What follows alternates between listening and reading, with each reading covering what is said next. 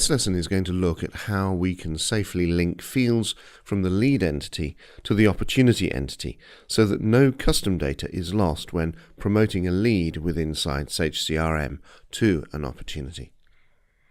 You can see that I'm logged on to Sage CRM and I'm looking at the lead summary screen. This lead has already been matched to a company in the database, so we're ready to convert the lead into an opportunity. When the button is clicked, we're switched to the opportunity screen and details from the lead are passed to the new opportunity. We can add or change data that we need to, including mandatory data, and then save the record. And this allows then a user to continue with the opportunity workflow. But how do we control the data that gets passed across?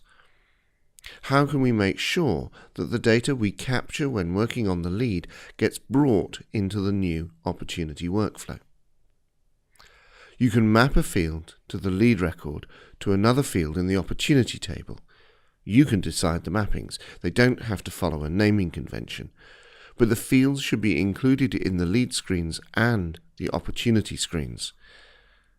And the mappings are created within the system administration screens. The system administrator needs to look at the Fields tab for the lead entity underneath the Administration Customization menu. We can then find the Mappings button on the right-hand side of the screen, and the mappings can be added into the system.